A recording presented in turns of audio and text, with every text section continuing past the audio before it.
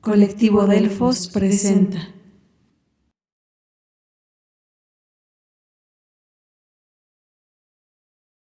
México. Pues antes que nada, muchas gracias, José Luis, por habernos concedido esta entrevista. Un gustazo de volverte a saludar. Ya tenía 2 años, creo 3, de no platicar contigo. No, Y al contrario, muchas gracias por invitarme y sí, sí, es un gusto estar aquí contigo y con la audiencia del Fanzine Delfos. Otra muchas, vez. otra vez, qué bueno, gracias. Pues ahí va mi primera pregunta. Después de 25 años de escribir ciencia ficción, creo que tienes más, me parece, ¿verdad? A través Voy a de cumplir México. 30, o ya cumplí 30 ahorita Ya en cumpliste 2025. 30. Ay, Dios. Sí. Después de este periodo que ya tienes, ¿cuál sería ahora sí que el primer consejo a los escritores que se inician en este género, en esta vertiente? ¿Cuál sería un primer consejo para escritores de ciencia ficción mexicana? Leer mucho.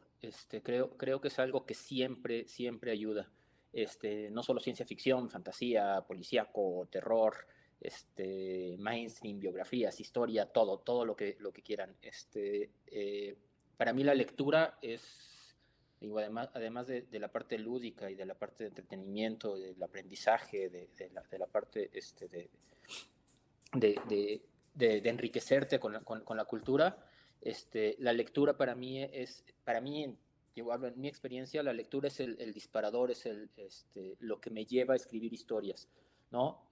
Leo algo que me gusta mucho, el mundo que construye y de pronto siento que faltó explorar una parte de ese universo, ¿no? O de pronto siento que no es la historia como a mí me hubiera gustado que me la contaran, o que dejó de lado algo, ¿no? Y siempre ha sido en mi caso un disparador la lectura. No solamente la lectura, digo, también ver películas, jugar videojuegos y demás. Pero creo que la lectura es lo más importante. Y mi primer consejo para cualquiera que quiera comenzar a escribir es que lea mucho, ¿no? Muy bien. ¿Algún autor que nos recomiendes o autores? Esa pregunta es muy tramposa. Mis libros favoritos con los que me iría a una isla, eh, siempre digo, suena muy raro, ¿no? O sea, me gusta mucho El Paraíso Perdido de John Milton, me gusta mucho La Divina Comedia de Dante Alighieri. Me parece, o sea, me gustan mucho, es más que cualquier autor vivo o muerto, esos son los libros que yo considero los mejores. Obviamente recomiendo leer a Dante, recomiendo leer a Milton.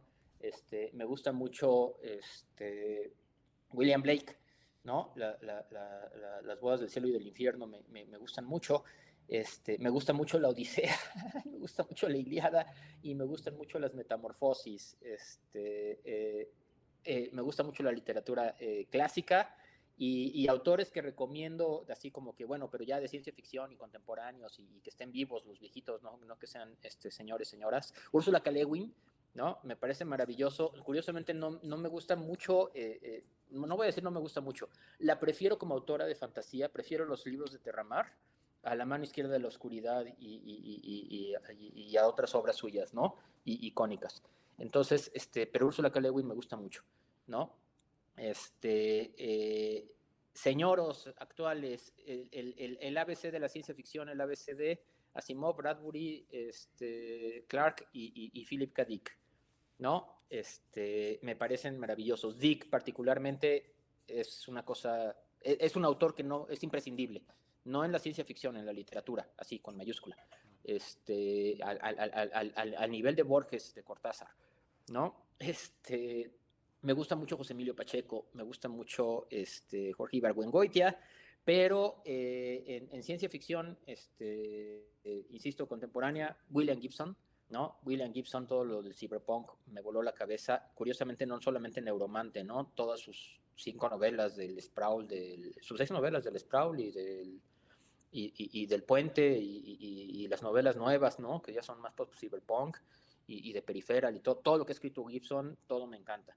Entonces, lo que escribió con Sterling, también recomiendo mucho Sterling, sobre todo la máquina diferencial, el steampunk de ellos dos. Es lo mejor del steampunk que he leído en muchos casos, entonces los recomiendo muchísimo. Entonces, sí, Sterling, Gibson. Lewis Skinner, ¿no? Y Greg Egan. No le sigo porque no acabo. O sea, todos los autores que están publicando ciencia ficción mainstreamosa, los he tratado de leer, los he tratado de seguir su obra, y estos han resaltado de una forma así muchísimo, ¿no?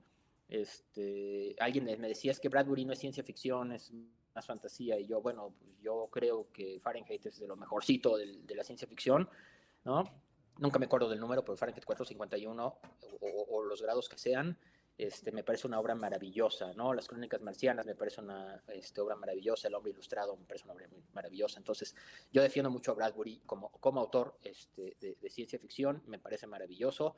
Igual Asimov, yo empecé a leer ciencia ficción cuando estaba en la secundaria con Asimov, y se me quedó. O sea, es una cosita que después despotriqué y después dije, escribe como ingeniero, y después es demasiado yanqui, imperialista, colonialista y demás.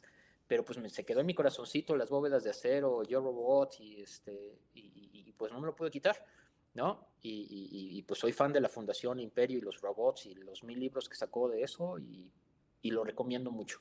¿Para qué te miento? Igual Clark, me gusta Kim Stanley Robinson, amé Marte Rojo, Marte Verde, Marte Azul. Me encanta este muchachito Andy Weir con El Marciano, y con está otro que se me fue el nombre, que acaban de hacer película con el Ryan Gosling, pero que es de este Contacto Extraterrestre, buenísima. Y bueno, su misión en la Luna también me encanta. Entonces, ¿qué te digo? Casi cualquier autor que lea, le encuentro algo que me gusta. Pero si los pongo que recomendar, y si tienes que leerlo así a la de a fuerza, pues sí, yo sigo aprovechándome de la mitología griega, aprovechándome de toda esta mitología cristiana de ángeles y demonios, y de toda esta ciencia ficción clásica, hegemónica, imperialista, yanqui y demás. Y bueno, de autores mexicanos, porque pues también me gustan mucho, Alberto Chimal Zárate y Gabriela Damián, me gustan mucho, ¿no? No nada más señoros.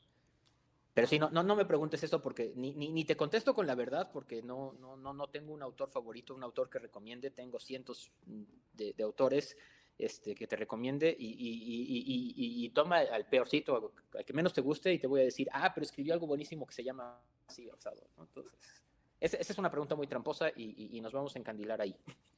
Pues ya nos Pero sí, dejaste. Gibson es de mis favoritos, Dick es de mis favoritos, Bradbury es de mis favoritos. Gracias. Pues sí, ya nos dejaste bastante. Ahora sí que el paquete de iniciación, ¿no? Para Sí. ciencia ficción. Bien. Y hablando ya más aquí precisamente de lo que, bueno, algunos llamamos la escena de fantasía o ciencia ficción mexicana. ¿Tú qué crees que nos falta? ¿Hacia dónde podríamos crecer como este colectivo? A lo mejor no tan claro, pero que creo que ya existe. Sí, no. Yo soy un convencido de que la literatura especulativa en México, la literatura de la imaginación, le dice Chimal, y la literatura de ciencia ficción, fantasía y terror, están viviendo un muy buen momento en el que hace años era impensable, ¿no? Obtener becas del gobierno para escribir ciencia ficción, ¿no? Se le veía feo a la literatura especulativa. De pronto me da mucho gusto que hay becas del FONCA, del PECDA, del IMAC, bueno, de los institutos municipales de cultura, de arte y cultura, y que hay promoción de la literatura de ciencia ficción. Eso es muy bueno, ¿no? La editorial esta de ay, se me fue, la del gobierno, la del Fondo de Cultura Económica, está publicando ciencia ficción, está publicando Porcal, está publicando Cifuentes, está publicando a BEF. Entonces, eso me da mucho gusto. Alfaguara está publicando a Gabriela Damián, está publicando a Elisa de Gortari y otros autores. Entonces, autores, autoras, autoros. en fin, están publicando a mucha gente, hay muchas voces, hay mucha pluralidad, y es algo que yo festejo mucho. Entonces, yo soy un convencido que estamos viviendo un buen momento, y cuando me dices, ¿qué nos falta? ¿Qué sigue? Nos metemos en un terreno escabroso. Dos discusiones recientes. Falta la obra icónica de la ciencia ficción mexicana, la obra que trascienda lenguajes, fronteras, regiones, ¿no? Digo, por ahí podemos decir, Porcayo lleva 5 ediciones de la primera Calle de la Soledad, ¿no? Porcayo inició el cyberpunk en México y probablemente es uno de los primeros en Latinoamérica, en Hispanoamérica, ¿no? Pero no es una obra que nos identifique como ciencia ficción mexicana, ¿no? Digo, lo hace con el cyberpunk de una forma muy, muy clara, pero muy buena parte de la comunidad que es especulativa no le gusta el cyberpunk, ¿no? Entonces, pues, obviamente no se siente identificado con esa corriente. Está Mexicanos en el Espacio de Carlos Olvera, ¿no? Ya tiene muchos años, es una obra icónica, pero el mismo Carlos Olvera decía que era Guasa, ¿no? Chota, ciberchota ficción, creo que se llama, la llama él mismo. Entonces, pues no me parece que vaya por ahí la gran novela de la ciencia ficción. Pensaría en Eugenia, y ya me estoy yendo a principios del siglo XX, a 1900, ¿no? Se adelanta a Huxley con El Mundo Feliz y la eugenesia, pero igual no es una obra ni muy conocida ni muy característica, ¿no? De hecho, se escribe desde la perspectiva esta de un Yucatán no tan cercano a la mexicanidad como concepto nacional, ¿no? Entonces, ahí se vuelve escabrosa la pregunta. ¿Qué nos falta? Probablemente lo que nos falta es eso, ¿no? O sea, no veo una obra icónica, no veo una obra que nos una, como todos los escritores especulativos que digamos, ahí esta es la gran obra de ciencia ficción en México, ¿no? En el país. Y probablemente, y hay muchas voces que sí lo dicen, no la necesitamos. Probablemente lo rico de la ciencia ficción mexicana es su diversidad y su pluralidad. Y entonces lo que necesitamos es muchas obras en lugar de una sola obra icónica, muchas obras, pero yo sigo pensando en este tema de que debemos de trascender la barrera del idioma y la barrera de la región, ¿no? La ciencia ficción mexicana está pasando un muy buen momento, pero no necesariamente fuera de México, no necesariamente en Centro y Sudamérica, en España, donde somos hispanohablantes, ¿no? No necesariamente en el extranjero, ¿no? Probablemente se conocen muy pocas voces fuera de México, ¿no? Y del lenguaje español. Gabriela Damián, José Luis Zárate, Pepe Rojo, Bef, Porcayo y Damián Neri, otro más, ¿no? Víctor Parra y ya, ¿no? No veo más voces fuera de México.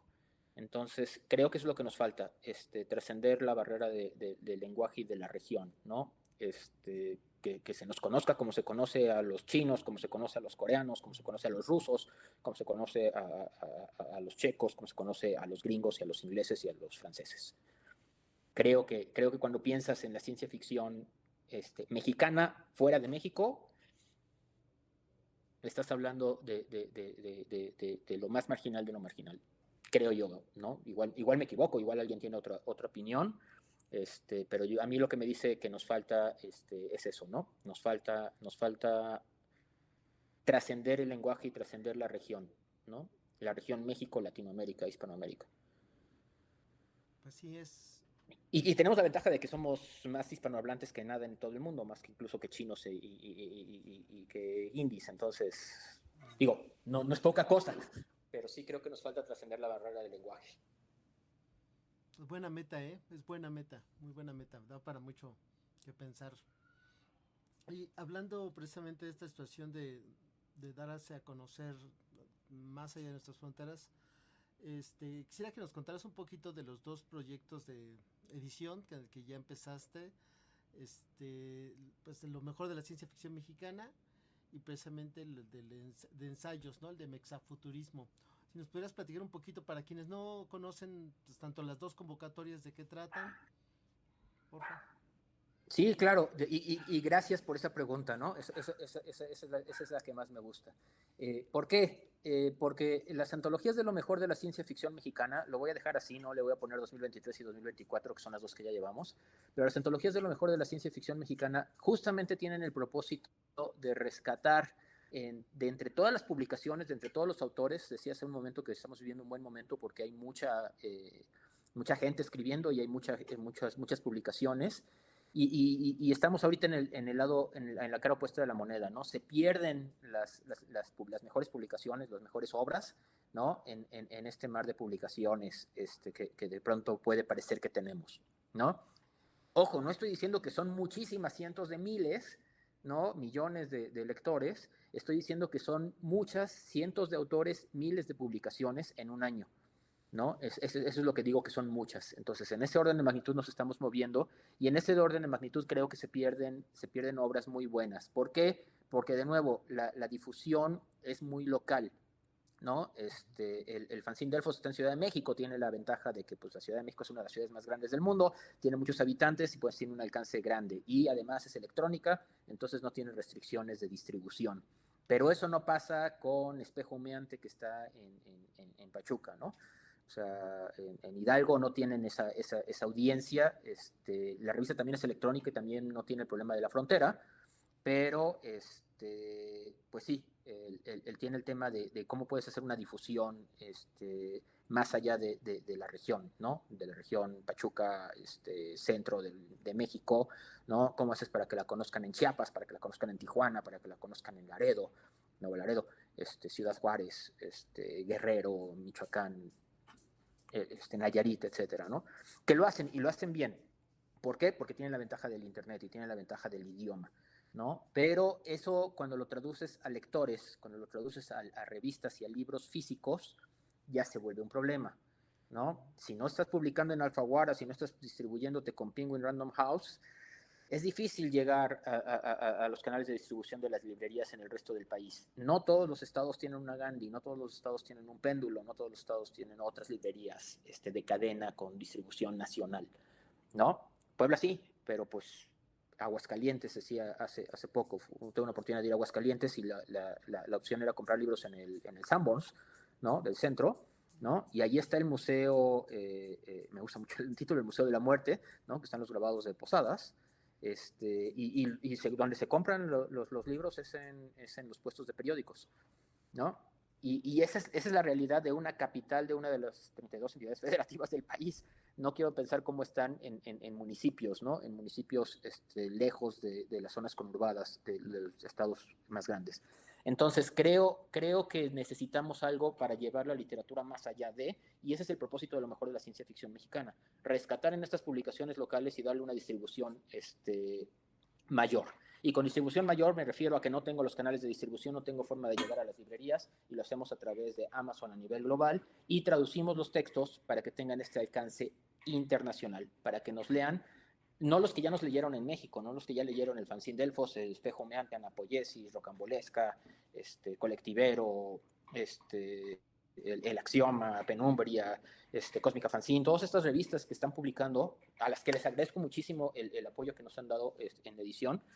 Pero, insisto, lo que queremos es llevar estos autores, estas obras, estas que son, consideramos las mejores obras, más allá, ¿no? Y eso por el lado de lo mejor de la ciencia ficción mexicana. Y por el lado del mexafuturismo, lo que queremos es establecer la crítica, ¿no? Creemos, siempre lo digo y parezco disco rayado, pero yo coincido mucho con Pascal Casanova en que la traducción y la crítica revalorizan la literatura. Y ese es el propósito de las dos colecciones. Lo mejor de la ciencia ficción mexicana, traducirlo, sacar de Best of Mexican Science Fiction en un mercado global, y mexafuturismo contemporáneo, hacer crítica. Y hacer crítica de las obras que se están escribiendo, tanto históricas, ¿no? Pero de pronto siento que nos gusta mucho hablar de los autores históricos y que ya cada vez que alguien hace un ensayo de Sisiges y Cuadraturas Lunares me tomo un shot, cada vez que alguien habla del Cyberpunk de Puebla en los 90s me tomo un shot, y creo que lo que nos falta es exploremos la poesía especulativa, exploremos no nada más a Nervo, no nada más a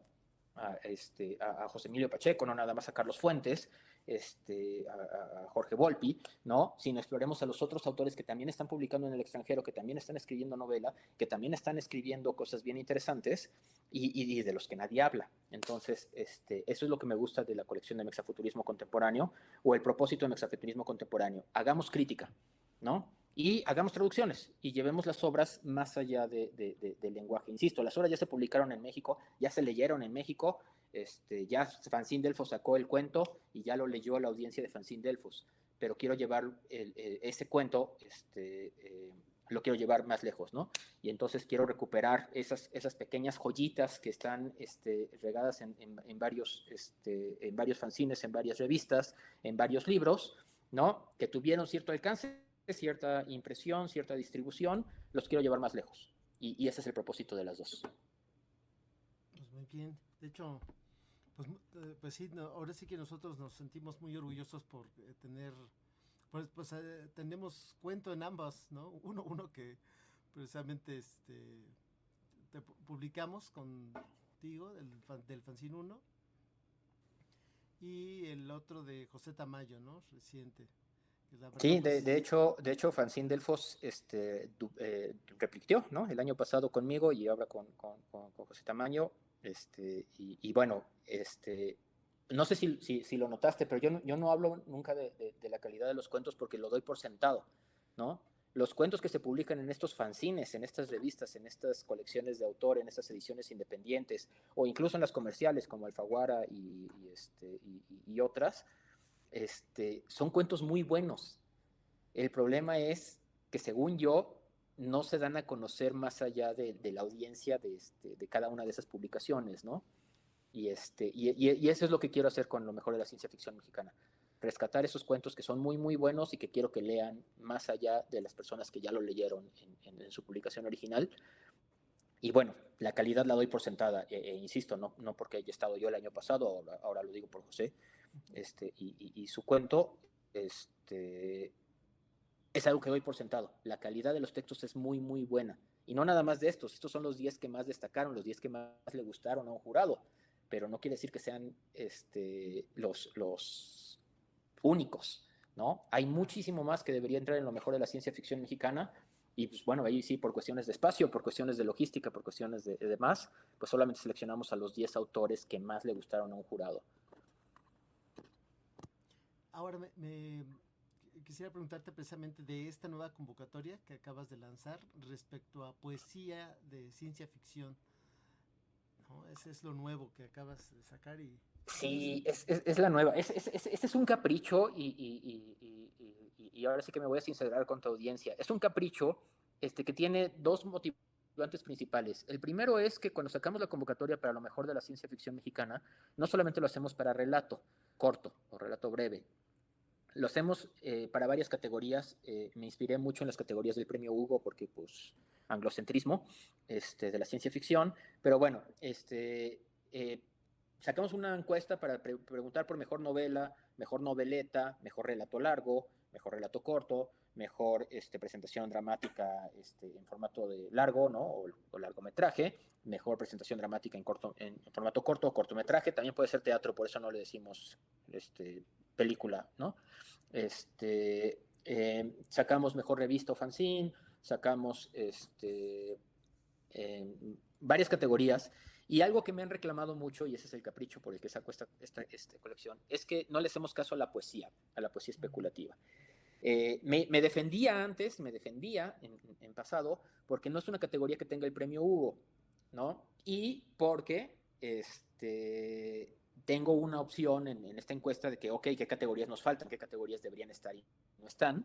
Porque los premios Hugo tienen una para obra que no es necesariamente escrita, ¿no? Tienen una para otras, donde meten lo demás.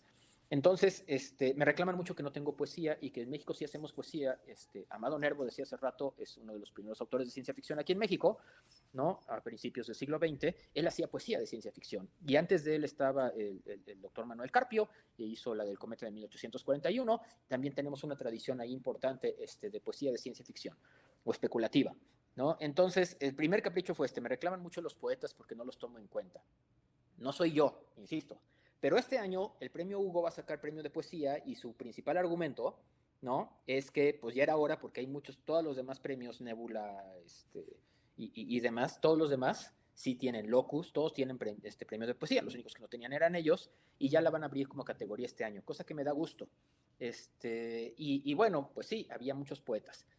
Y el segundo reclamo es que de pronto, como en lo mejor de la ciencia ficción mexicana 2023, Fanzine Delfos nominó mi cuento y como mi cuento de espuma cuántica les gustó al jurado que hizo de esa ocasión y decidieron que era uno de los 10, de pronto hubo mucho, no voy a decir hate, pero sí hubo ahí como esta duda de por qué hace una antología de lo mejor de la ciencia ficción mexicana para publicarse él mismo. Aclaro que no fue así, que yo, la verdad es que les pedí a los editores que ellos decidieran, pues Fanzine Delfos decidió mandar ese cuento, igual no lo decidí yo, el jurado decidió que era uno de los 10 cuentos que tenían que estar, y bueno, sé que no es así, pero me pegó el comentario, sobre todo cuando en Exafuturismo Contemporáneo publiqué un ensayo de mi autoría. Y es algo que también hago, escribo narrativa y escribo y ensayo. El sitio web de Ciencia Ficción Mexicana tiene una convocatoria abierta permanente para publicar ensayo pagado. Ahorita se puso muy de moda lo de pagar por publicarle a los autores de ciencia ficción en México. Allá hay 3 revistas que pagan. Nosotros ya lo hacíamos antes con ensayo, con no ficción, porque ya había muchas que pagaban por ficción, ¿no? Y bueno, pues sí, yo publico ensayo y uno de los ensayos que publiqué era de ciencia ficción mexicana y lo incluí en el libro y de pronto pensé que iba a volver a pasar lo mismo, ¿no? Sí, publicas ensayo y publicas ficción, narrativa, para publicarte tú. Y es una espinita que no me puedo quitar. Entonces decidí hacer la convocatoria de poesía atendiendo estas 2 razones. ¿Por qué? Porque no escribo poesía, carezco de la sensibilidad para apreciar, escribir y hacer poesía, es algo que no se me da. Lo hago como ejercicio, leo mucha poesía, escribo, pero soy malísimo como poeta. Entonces es muy probable que mis poemas se queden en el cajón para siempre y es una muy buena oportunidad para demostrar que sí puedo hacer antologías donde no me publique yo. Antologías que no son para promover mi propio trabajo, sino en el ánimo de promover la ciencia ficción, ¿no? Y esta es una parte en la que sí quiero insistir mucho. Yo sé que yo no publico el sitio web de ciencia ficción para publicar mi trabajo, yo sé que yo no publico lo mejor de la ciencia ficción mexicana para publicar mi trabajo, yo sé que no hago mexafuturismo contemporáneo para publicar mi trabajo, pero me parece bien importante que no veo a alguien que esté haciendo algo para publicar poesía. El año pasado me pareció algo maravilloso, lo organizó Hilda, otra poblana, una poeta aquí poblana, organizó un encuentro de poesía especulativa en Hispanoamérica en redes sociales, no me acuerdo si fue YouTube o fue Facebook o fue Zoom, pero leyeron los poetas, hubo varios poetas especulativos y me pareció que hacía falta algo, ¿no? ¿Y dónde está la memoria? ¿Dónde está el poemario? ¿Dónde está el libro con esos autores? ¿No? Hay premios de poesía, hay convocatorias que dicen, acaba de sacar Damián Eri su revista Sofón, pagó por poemas, publicó 3 poemas especulativos y además puso la vara muy alta porque a los poetas normalmente no se les paga igual que a los narradores, ¿no? Por palabra, y entonces pues estaba pagando 500 pesos por poema y me pareció que era importante. Pues sí, necesitamos espacios para la poesía. Que no veo, o sea, espacios impresos. El año pasado la convocatoria para mejor poemario, había un solo poemario que competía, el de Jorge Chipuli, ¿no? Y ya. Y ganó mejor poema, hubo un empate con unos pocos votos, 2 poemas,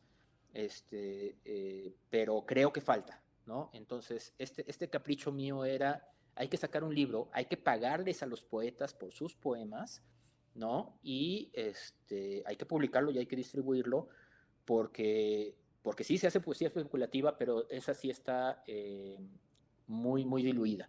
Entonces, el propósito de esta convocatoria es ese. Aclaro, insisto, yo carezco de la sensibilidad para la poesía, entonces le encargué a un buen amigo mío y poeta que hace poesía especulativa, que él hiciera la selección. Trabajé la convocatoria para que quedara claro que el propósito es simplemente publicar una antología, no hay ningún premio, no hay un jurado. Si esto me funciona, si los poetas deciden enviarnos sus trabajos y vemos que hay mucho interés, sacaremos un segundo libro de poesía el año entrante y le pediré a otro editor que lo haga. Porque algo que he visto es que lo mejor de la ciencia ficción mexicana funciona bien con un jurado, ¿no? Mexafuturismo contemporáneo funciona bien con un solo criterio editorial, que es el mío. Ahí sí es lo que publico en el sitio web de Ciencia Ficción Mexicana, pues es lo que yo reviso, lo que yo selecciono. Y bueno, en el caso de la poesía, creo que lo más saludable para para esta convocatoria será ir rotando al editor, tener un editor invitado y que el criterio de este editor invitado sea el único que vale la edición, y el año entrante será otro editor invitado y así. Y bueno, ese es el propósito de esta nueva convocatoria, ¿no? Por favor, participen, hay que entrar a poesia.mopoa.mx, está la convocatoria en mis redes sociales, no tiene ningún costo, obviamente, ¿no?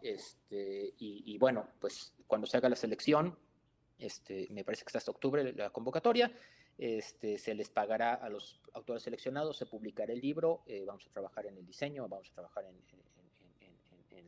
la revisión y en la distribución, igual a través de Amazon a nivel global, ¿no? Muy bien, muy bien. Pues también yo te iba a preguntar, porque junto con esto veo que lanzaste una aplicación para que tiene esta función de que los editores no sepamos quién es el autor que manda el texto. Que por ahí vi malas interpretaciones de comentarios en Facebook, que bueno, son gente que de repente no entienden por qué se hace así. ¿Nos podrías platicar un poquito de esta aplicación? Yo estoy pensando ahora sí que utilizarla, pero pues por tiempos no me atreví a hacerlo en esta convocatoria. Yo creo que lo voy a aplicar para la siguiente. Pero sí quisiera que nos platicaras cómo funciona y cómo lo podemos utilizar en las otras revistas y por qué se te hace importante esta situación. Sí, bueno, como dices, hay muchos comentarios, ¿no? Hay muchos comentarios respecto a los sesgos, ¿no? Que podría tener un jurado, un comité editorial, un editor, para decidir qué sí se publica y qué no se publica, ¿no? ¿Qué sucede? ¿Qué sucede? Que yo, aparte de ser varias cosas, soy autor, también escribo, también publico, y obviamente pues estoy buscando convocatorias a donde mandar mi trabajo, ¿no? Tengo un problemita, es muy personal, es muy individual. Normalmente no escribo para la convocatoria, o sea, no me espero que salga la convocatoria de Fanzine Delfos y que me diga el tema es gatitos espaciales y escribo un cuento de gatitos espaciales. Normalmente yo estoy escribiendo todo el tiempo. Entonces, lo que pasa es que tengo muchos cuentos en el cajón que no tienen un espacio porque pues no he tenido oportunidad de publicarlos. Y lo que sucede es que se abre una convocatoria y lo mando a la convocatoria, ¿no? Entonces, algunos de esos textos los escribo en inglés, ¿no? O busco que se publiquen también en el extranjero. Entonces, bueno, pues recién envié a la revista Reckoning un cuento sobre justicia climática que ya había escrito y que me invitó Guillermo Guadarrama, que ya había publicado con ellos, me dijo, mándalos para allá, ellos aceptan propuestas en español, ¿no? Entonces, ya tenía el cuento, lo mandé y me lo publicaron. Y bueno, creo que todos, no nada más yo, quisimos mandar a Classwork cuando salió la convocatoria, está abierta en español, para propuestas en español.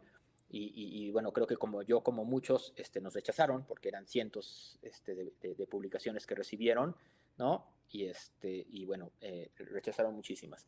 Pero algo que me di cuenta es que en todas estas propuestas que yo mandaba a revistas en el extranjero, también había pasado con la revista New Horizons, me parece, todas utilizan un sistema que se llama Moksha. Moksha es la misma plataforma para todos. De hecho, cuando entras a Moksha, en la plataforma web, tienen ahí los logotipos de varias revistas que las utilizan y de otras que los utilizan pero que no tienen logotipo ahí.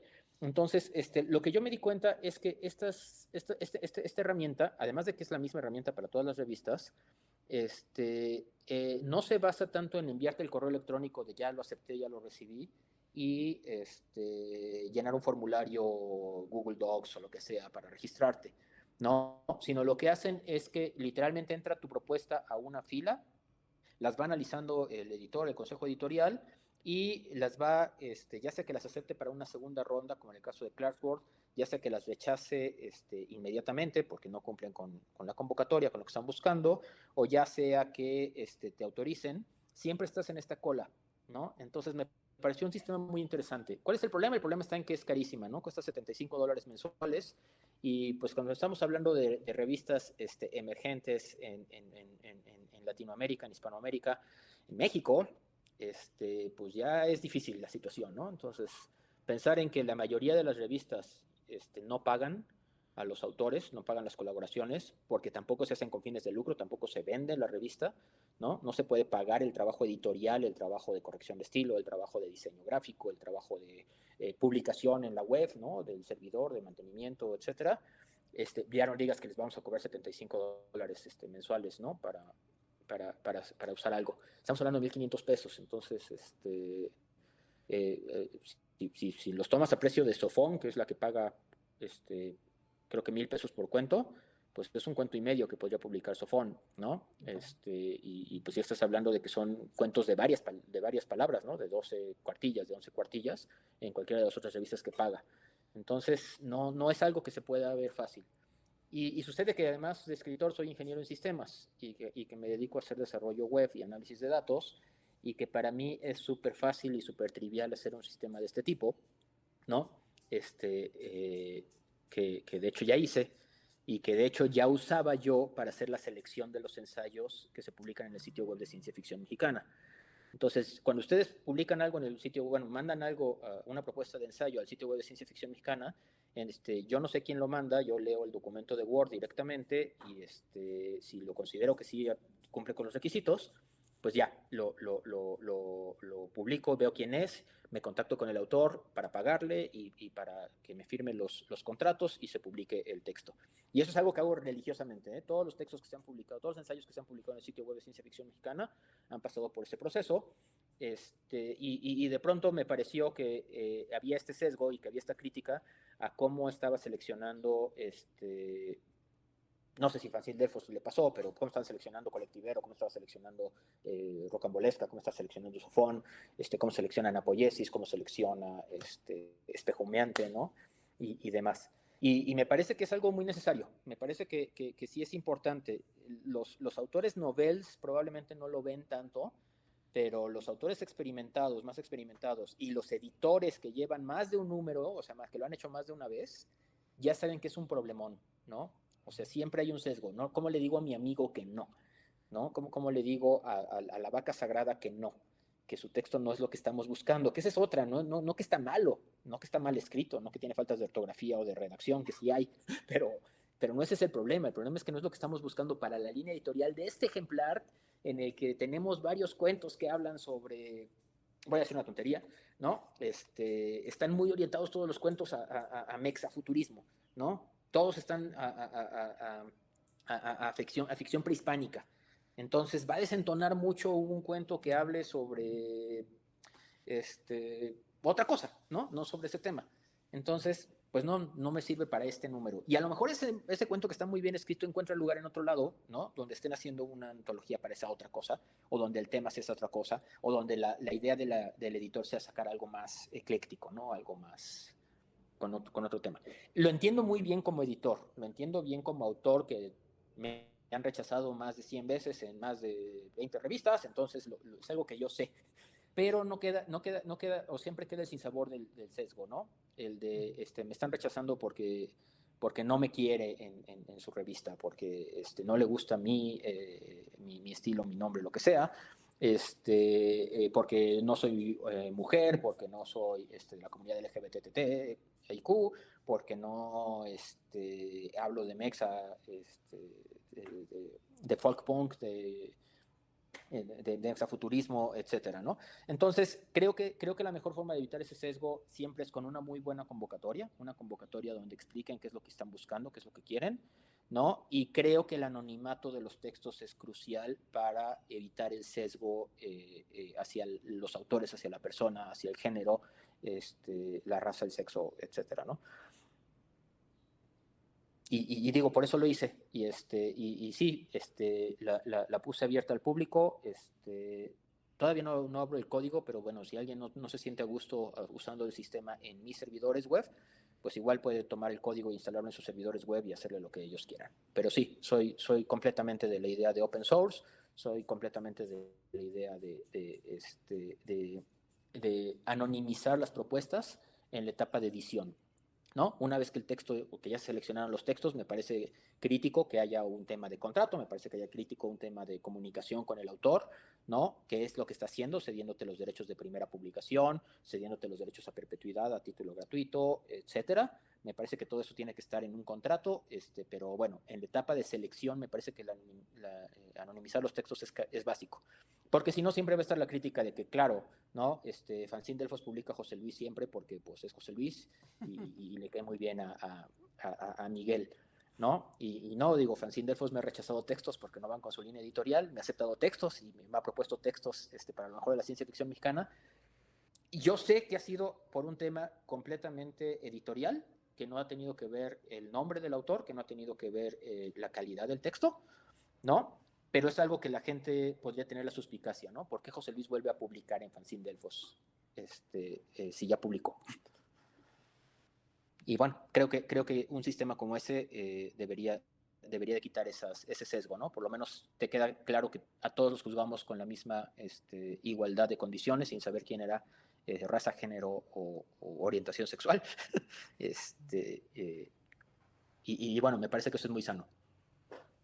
Sí, sí, para mí precisamente yo estaba buscando una alternativa porque yo les pido que los pongan los nombres aparte, muchos hacemos eso y ya después pues yo para no revisarlo, alguien más baja los textos, me hace el favor de bajarlos y yo no leerlos todos ahora sí que en conjunto sin saber, ¿no? Pero sí es muy Sí, buena no, herramienta y yo creo que sí la voy a usar. sí, muchos lo hacen, o sea, pero vuelvo al tema de que ya necesitas un equipo, ya no se trata de que lo haga una sola persona, ¿no? Uh -huh. Digo, tú tienes quien te ayude a hacer la selección, pero ¿qué pasa si yo soy el único editor y recibo un texto que está muy bueno, pero que tiene el nombre en el documento de Word, ¿no? Pues ya no puedo juzgarlo en igualdad de circunstancias a los demás. Entonces, sí, muchos lo hacen, pero creo que no es una práctica estandarizada, ¿no? Muchos no lo hacen. Entonces, en muchos casos sí existe el sesgo o simplemente no les importa saber quién está escribiendo el texto antes de. Pero creo que sí es importante transparentarnos, ¿no? Si estamos haciendo una selección ciega, me parece que sí, debemos darle las herramientas al editor para que no evalúe en igualdad de circunstancias a todos o no evalúe con sesgo ninguna de las obras, creo yo. Sí, es importante, sí, yo creo que es importante ese margen de objetividad, ¿no? Buscar esta objetividad. Bien, voy a pasar, tengo otras últimas 3 preguntitas. La que sigue, no sé si... Bueno, es que ya me lo respondiste, pero bueno. A ti en lo personal, ¿qué te impulsa a escribir ciencia ficción?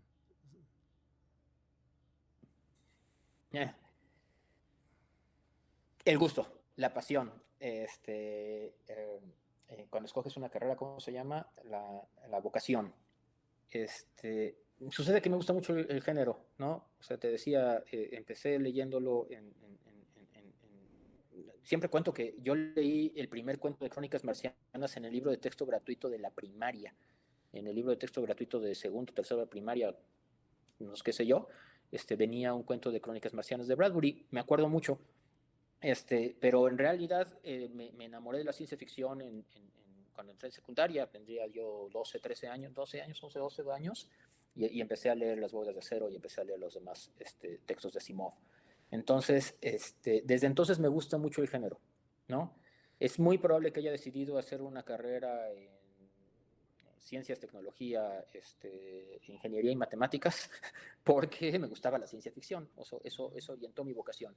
Es muy probable que sea un clavadísimo de la computación, por lo mismo, ¿no? Porque me llamaba la atención. Estoy hablando de que yo estudié la secundaria en los 80s, 6, 90, yo soy un dinosaurio, y bueno, no había computación, no había computadoras en las escuelas, no había taller de computación y no era una materia de tronco común básica para todo el mundo en el kinder.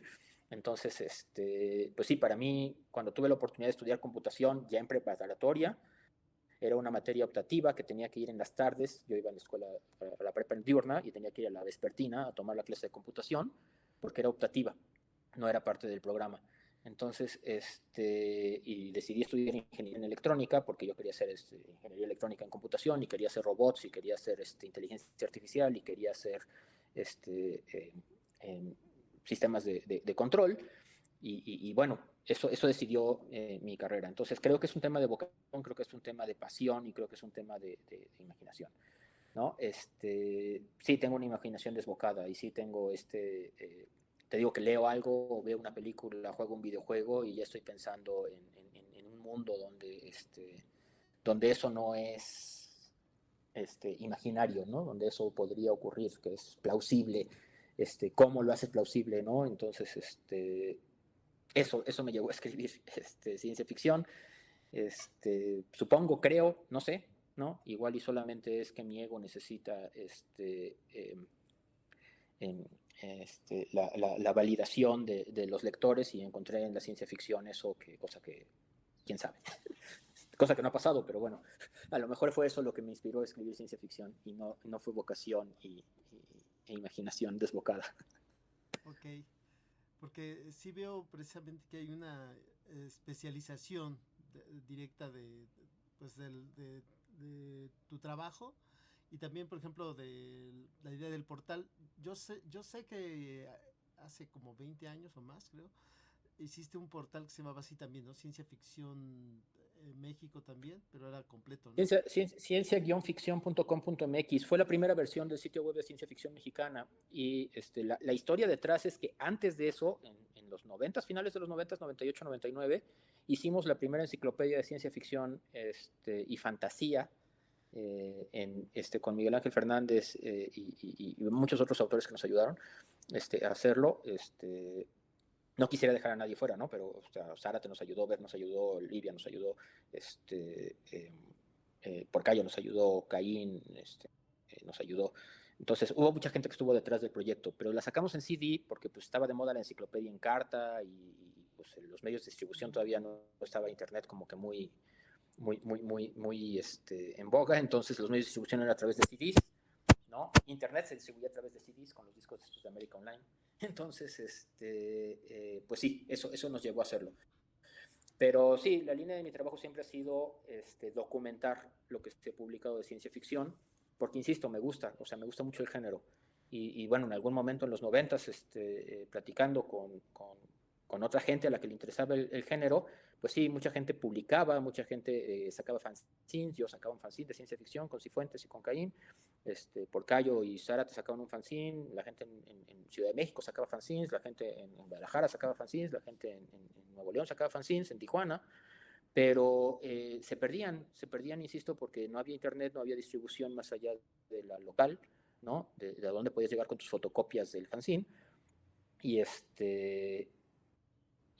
bueno, pues sí, pues me surgió la idea esta de documentarlo, ¿no? Y bueno, esa ha sido mi línea de trabajo desde siempre, ¿no? La documentación de toda la ciencia ficción que se ha publicado. Comenzamos solamente con literatura, después agregamos cine, después agregamos, ya tenemos teatro, ya tenemos otras propuestas multimedia, transmedia, pero sí, siempre ha sido mi línea, que es un trabajo que se debe documentar y se debe centralizar para que, y se tiene que enriquecer, ¿no? No nada más es poner los índices, las portadas y lo que se ha publicado, los nombres de los autores. Hay que hacer crítica, hay que hacer análisis, hay que hacer ensayo. Y bueno, a final de cuentas se resultó muy estimulante ver que había tesis, cada vez más tesis de ciencia ficción que hacían citas y referencias al sitio web. Y bueno, creo que cumplió con esa primera parte del cometido, ¿no? Pero sí, siempre ha sido mi intención que no se tiene que perder el trabajo que se hace, ¿no?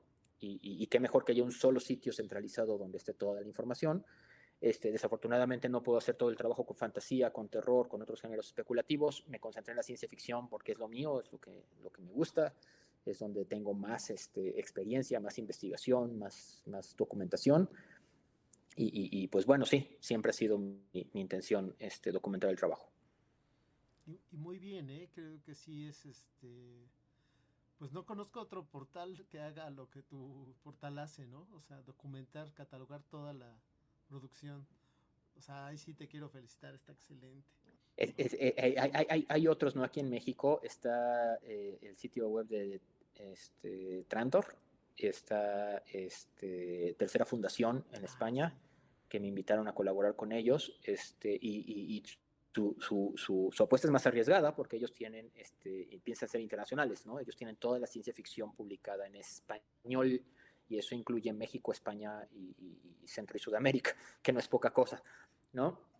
Pero sí hay otros portales, pero insisto, creo que aquí en México sí es el único. Creo que en México ahí sí tengo la ventaja de la edad, ahí sí tengo la ventaja de que llevo 20 años haciéndolo, 25 años haciéndolo, y está muy bien documentado, ¿no? Y tengo otras pequeñas ventajas que le han dado su originalidad. El tema de los ensayos, el tema de pagar por los ensayos y de buscar que más gente haga crítica, ensayo y análisis, cosa que invito a tu audiencia, invito a ti, por supuesto, y a todos los escritores de Fanzine Delfos, ¿no?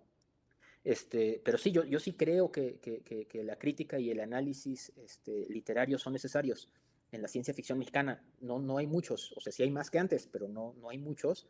Y creo que eso enriquece, pues, o sea, no nada más es, sí, Andrea Chapela sacó su libro de cuentos. No, hay que leer los cuentos y hay que analizarlos y hay que ver por qué es innovador en los tropos de la ciencia ficción y por qué la literatura que está haciendo ya no es el cyberpunk de Puebla de los 90s, ¿no? Ya estamos hablando de un nuevo tipo de literatura y bueno, la etiqueta ya no nos alcanzan, entonces hay que estudiarla, ¿no? Y no nada más Chapela, lo digo porque hay un ensayo muy bueno sobre 4 cuentos post-cyberpunk que analiza entre ellos uno de los cuentos de Chapela, también uno de Gaby Damián y otro de Daniela Guzmán, y el otro no me acuerdo de quién es, pero lo publicaron en Clarkesworth, en inglés, en Estados Unidos. Yo debería acordarme, pero bueno, creo que esa parte es importante. Los premios, ¿no? Yo invito a todos los que han ganado el premio Puebla, el premio Calpa, el premio de las 4 esquinas del universo, el premio José María Mendiola y demás, a publicar los cuentos que ganaron en el sitio web. Tengo algunos de los cuentos que me han permitido publicar sus autores, cosa que agradezco muchísimo. Tengo algunos de los poemas que han ganado el José María Mendiola, pero creo que esos cuentos son parte del acervo histórico, ¿no? Me parece terrible que el Premio Puebla no publique a los ganadores, que no puedas leer a los que han ganado y saber, bueno, entonces qué caramba es la ciencia ficción de avanzada, ¿no? La avant-garde, la que está proponiendo las cosas más nuevas ahorita. Si no es porque pasa un año y publica Krishna en su colección de cuentos el que ganó, ¿no? Pero eso fue hace 2 años y el que ganó el año pasado no se ha publicado, y los que han ganado desde el 2012, 2013 hasta 2025 no han salido en ninguna antología como Principios de Incertidumbre o Auroras y Horizontes que los documentan. Entonces me parece básico, ¿no? También los ganadores del Festival Semillas de la UAM.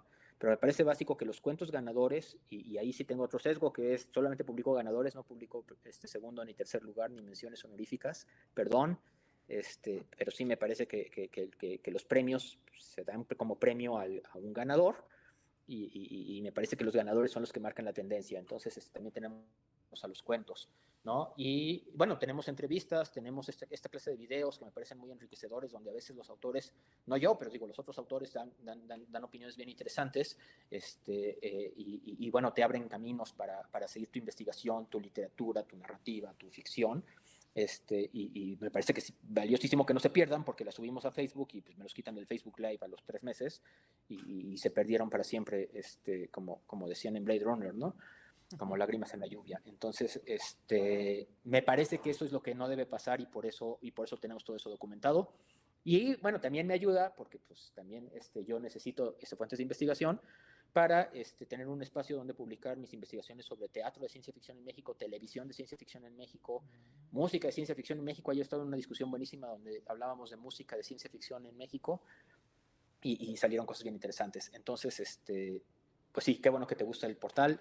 Más que felicitarme, es cosa que agradezco. Me llena el corazoncito que la gente de la comunidad lo consulte, lo revise, lo valore, pero igual invitarte a ti y a tu auditorio a enriquecerlo, ¿no? Si ven que faltan obras, si ven que no están todos los autores, si conocen un trabajo de ciencia ficción que no está ahí, pues contáctenme y lo agregamos, claro que sí. Claro, pues sí, ahora sí que muchas gracias. La verdad está bien rifado tu trabajo. Yo lo admiro mucho Y pues sí nos sirve para todos, ¿no? O sea, sí, a mí me parece bastante importante. Qué bueno que te lanzaste a hacerlo. Mi última pregunta es, ahora sí que nos des una crítica. ¿Qué crees que les falta a las revistas de ciencia ficción o de fantasía aquí en México? ¿Qué nos falta? Recientemente escribí un pequeño artículo de opinión al respecto, y creo que ahí digo todo lo que creo. Veo dos problemas que yo considero importantes, ¿no? Primero, nos dividimos entre los que decimos que profesionalizar es pagar por la publicación al autor, pagarle al autor por los derechos de publicación, y los que pensamos que no se tiene que pagar para ser profesional, ¿no? Y esa división es bien importante porque históricamente nunca habían pagado. O sea, el fenómeno de que los autores reciban una paga por sus textos en la ciencia ficción mexicana es muy reciente, y estoy hablando del año pasado, estoy hablando de 2024 para acá. Antes de eso, yo no sabía de ninguna revista que pagara por publicar literatura especulativa, y publiqué casi en todas, pero ninguna pagaba. Y estoy hablando incluso de la revista Asimov Ciencia Ficción en Español, que es, digo, que es de licencia y es de las más pros que ha habido.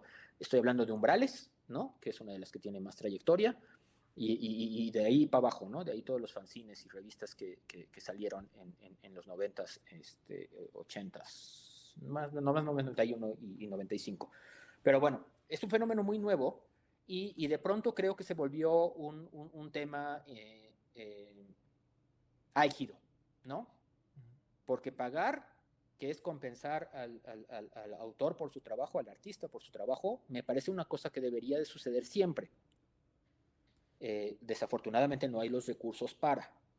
Y tenemos la contraparte: el hecho de que te paguen no quiere decir que sea profesional, ¿no? Están cumpliendo uno de los requisitos que se necesitan para ser profesionales, pero pues hay que ser transparentes con el proceso de selección, hay que ser, hay que pasar una corrección de estilo, una corrección ortotipográfica, mínimo una de ortografía antes de publicar el texto, ¿no?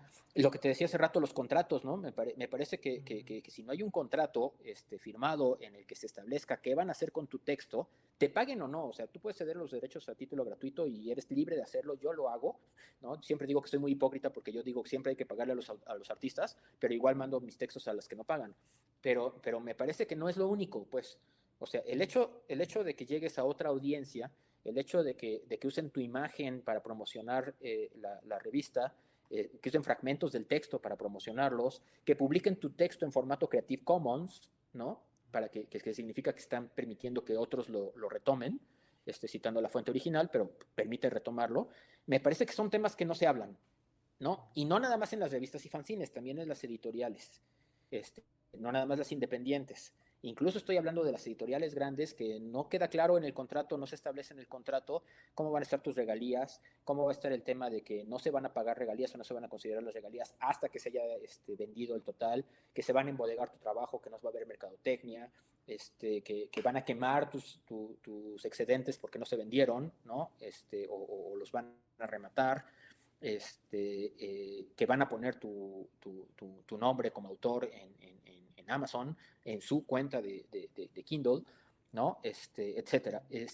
Creo que nos faltan muchas cosas en temas, voy a decirlo así a grosso, ¿no? En temas legales, en temas contractuales, bueno, de derechos, de cesión de derechos de la obra, de distribución de la obra y del usufructo, de los beneficios que se pueden llegar a obtener por la obra. No les afecta a todos por igual, y ahí también quiero ser muy claro, ¿no? Fanzine Delfos desde el principio te dice: somos gratuitos, no pagamos, y tu derecho son tuyos, pero nos permites la publicación de la obra, ¿no? No recuerdo, y ahí corrígeme, no recuerdo si piden material inédito, creo que sí. No. Y casi estoy seguro que es para primera publicación únicamente, que es electrónica en su caso, ¿no? ¿No piden inéditos? ¿Puedo publicar obras ya publicadas? No, la convocatoria ha ido actualizando, pero en realidad son detalles y desde el inicio no pedimos inéditos. Por suerte, la mayoría de Va. los que hemos publicado han sido inéditos. Sí, yo no sé por qué tengo la idea de que deben ser inéditos y viene la contraparte de que si no piden inéditos, entonces ¿cómo te aseguras de no tener este sesgo de que yo te mande hielo, ¿no? Para que lo publiques, que ya sabes que soy yo el que lo escribió. Y por ahí va la pregunta, ¿no? No es tramposa ni mucho menos, es porque no a todos nos afecta por igual, ¿no? Entonces, creo que sí, la convocatoria debe ser clarísima, la convocatoria se debería considerar un contrato entre la publicación y el autor que la manda, y es vinculante en el sentido de que si yo te mando un texto estoy aceptando los términos de la convocatoria, ¿no? Pero ahí deberías decirme lo que vas a hacer con mi trabajo y con mis derechos y con tu marca y tu revista y demás, porque también yo no puedo andar por ahí poniendo el logo de Fanzine Delfos publicó a José Luis Ramírez, ¿no? Digo, yo no soy el que tiene el derecho de uso de Fanzine Delfos y demás. En ese aspecto, esa es una de las cosas que creo que más les falta.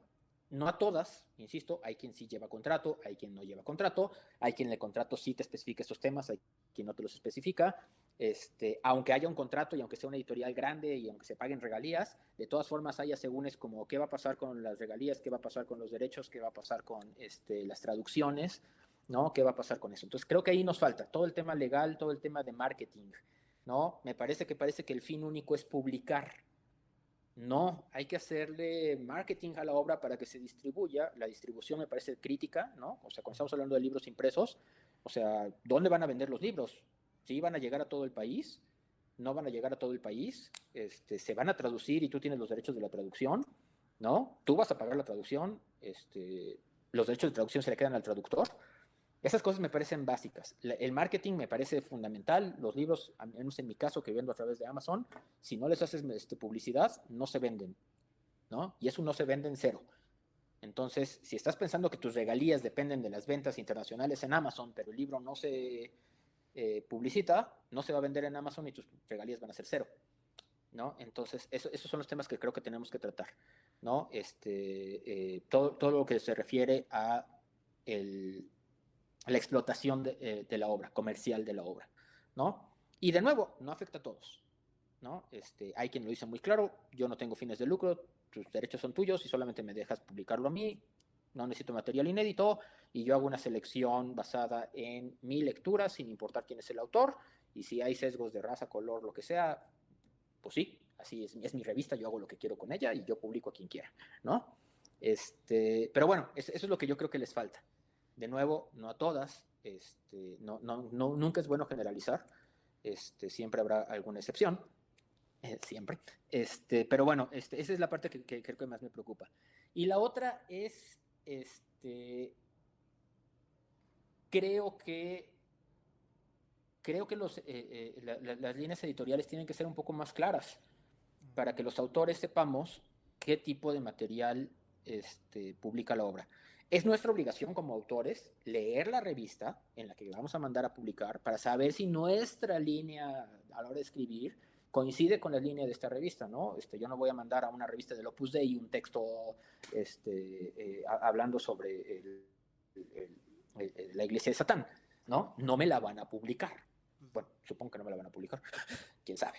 Pero bueno, es nuestra obligación como lectores, digo, como escritores, hacer eso, ¿no? Conocer la línea editorial de la revista. Pero a veces es muy ecléctica, a veces estas cosas sí, estas cosas no, a veces es por número, ¿no? Y creo que eso nunca queda tan claro y puede desincentivar a muchos autores por el tema del rechazo. El tema del rechazo editorial es bien importante, ¿no? Insisto, tengo muchos años en esto, ya me han rechazado casi todas las revistas especulativas que hay en el país, ya sé que no es personal, ya sé que no es por la calidad de los textos encuentran su lugar en otra revista, etcétera, pero eso lo sé yo con base en mi experiencia de 30 años en esto, ¿no? No lo sabe alguien que manda su primera obra, no lo sabe alguien que manda por primera vez a la revista XY, que es muy importante, ¿no? Y que lo rechaza diciéndole, pues no es lo que estamos buscando, ¿no? Tu texto es muy bueno, pero no es lo que estamos buscando, y pues ya no vuelve a escribir porque, pues, ¿para qué si no es lo que está buscando el editor, ¿no? Entonces creo que también debería haber más claridad. Es un tema en el que ya lo tomamos de broma, es así que está buscando el editor, pues quién sabe, lo sabe en el momento en el que lee el texto, pero creo que sí la convocatoria debería de ser más clara, ¿no? Insisto, es un contrato vinculante entre el autor y la publicación. Sí, sí, precisamente me interesaba que comentaras esto. Leí tu artículo. ¿Me puedes repetir el nombre de ese artículo cuando hiciste Y es un nombre bien rimbombante y demás. Se llama El crononauta visita 4 momentos en el tiempo en las revistas especulativas, uno de ellos un posible punto John Barr. Creo, digo, lo estoy dictando de memoria, pero básicamente es eso. El crononauta por la primera revista de ciencia ficción o especulativa en México, que fue El crononauta de René Rebetés y Jodorowsky. Ninguno de ellos mexicano, por cierto. Uno colombiano y el otro chileno o francés, o lo que sea, pero fue la primera revista especulativa en México que publicó textos originalmente escritos en español por autores, entre ellos mexicanos, Carlos Monsiváis. Entonces por eso le puse El crononauta. ¿Por qué visita 4 puntos en el tiempo o 3 puntos en el tiempo? Porque separé el artículo en 3 partes, que es la parte histórica, ¿no? Las revistas viejas, el primer boom de la ciencia ficción en México en los 90s, 95, ¿no? En el que hubo varios fanzines, varias revistas, donde se destaca Umbrales y Asimov, y bueno, el tercero con las revistas contemporáneas, ¿no? Y me parece que sí eran 4, porque el cuarto debían ser las revistas de paga. O sea, antes de hablar de Colectivero y de Rocambolesca y Sofón, hablé sí de Anapoyesis, de Espejo Humeante y bueno, Fanzine Delfos y El Axioma y las demás, ¿no? Porque insisto, el fenómeno de pagar por las revistas es muy nuevo, por eso lo separé, ¿no? Y bueno, ¿por qué un potencial punto John Barr? Porque es un tema de los retrofuturismos y de las ucronías, ¿no? Es un tema típico de la ciencia ficción. El viaje en el tiempo siempre ha sido uno de los tropos típicos de la ciencia ficción, y yo tengo este tema de que los puntos John Barr son estos puntos que cambian, pero que son tan críticos en el tiempo, que es cuando se bifurca la realidad histórica con la especulativa, ¿no? Entonces, estoy haciendo ahí un juego con esos elementos, pero sí se llama así. Consúltenlo si pueden, está en el sitio web de Ciencia Ficción Mexicana, nada más póngale John Barr en el buscador y los va a mandar a mi artículo. Y sí, pues básicamente escribí todo lo que me salió, ¿no? Por eso yo es un artículo de opinión, no crean que es un ensayo muy sesudo, es todo desde mi experiencia y desde mi opinión personal, pero sí hace un recorrido por todas las publicaciones que ha habido especulativas en México, y sí toco todos estos temas, ¿no? Profesional es actuar con ética, es actuar con transparencia, es actuar es muchas más cosas que solamente remunerar el trabajo, creo yo. Muy bien. Pues no sé, yo creo que llegamos a la parte final de esta entrevista. No sé qué nos quieras compartir, algún pensamiento, alguna invitación, próximos proyectos. Sí, bueno, primero lo que dijiste, visiten el sitio web cifi.mx, cifi.mx, sin www. Está en mis redes sociales, búsquenme como J. Luis Ram, J de José, Luis de Luis y Ram de Ramírez. J. Luis Ram, estoy en Facebook, Instagram y Twitter y demás. Y bueno, pues ahí podemos discutir y platicar más a gusto, con más tiempo, sin restricciones. Pero sí, básicamente visiten el sitio, lean los ensayos, ¿no? Los ensayos se publican gratuitamente en el sitio web de Ciencia Ficción Mexicana, no tienen que comprar el libro. Compren el libro si pueden, está baratísimo. Lo pusimos literalmente a $0 de ganancia, nada más es el costo de impresión y de distribución. Creo que está en $200 el libro. Y vale mucho la pena, no lo digo por mí, no lo digo porque yo lo haya editado. Los 15 ensayos, bueno, quiten el mío, los 14 ensayos restantes son una cosa maravillosa, que van desde Eugenia en 1900 hasta la última discusión que tuvimos sobre las ucronías en redes sociales el año pasado, ¿no? Que sería 2024. Entonces creo que vale mucho la pena recorrerlo. Hay cine, hay teatro, hay literatura contemporánea, hay literatura clásica y demás. Entonces sí, lean el libro.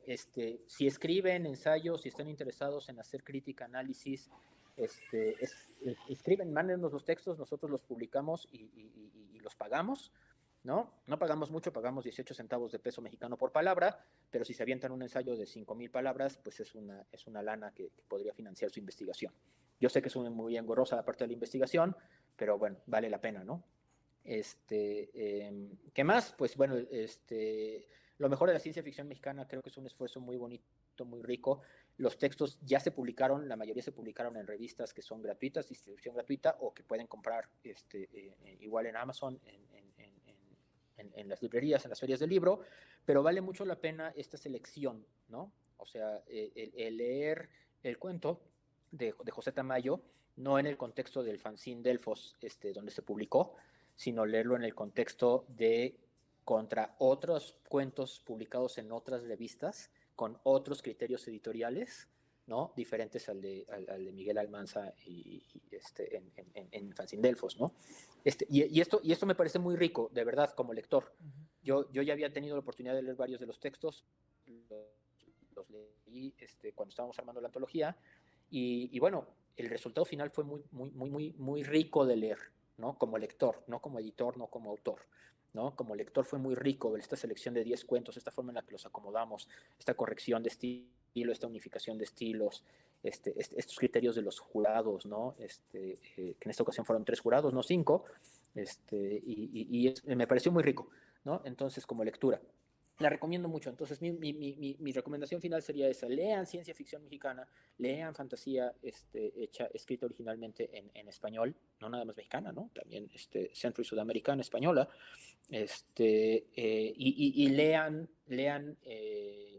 voy a decir todo, pero lean cualquier cosa que se esté publicando actualmente, sobre todo si son autores, ¿no? Sobre todo si están interesados en escribir, en que los publiquen, en que los lean.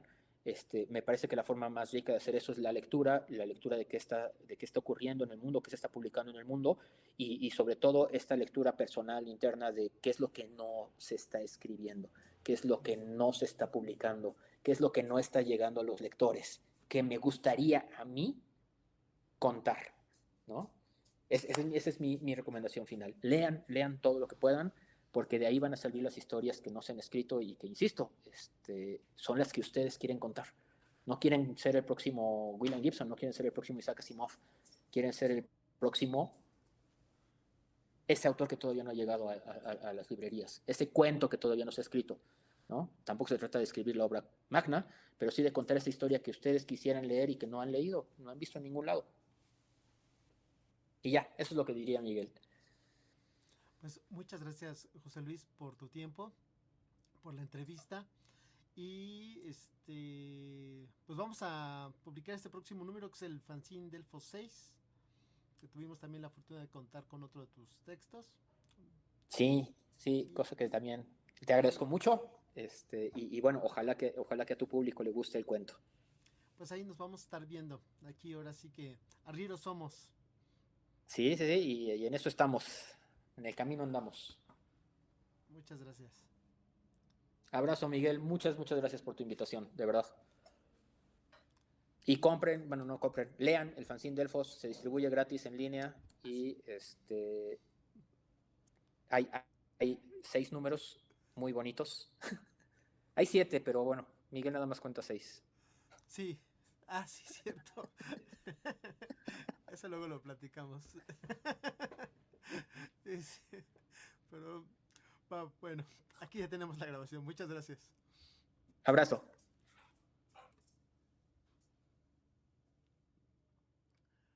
Va.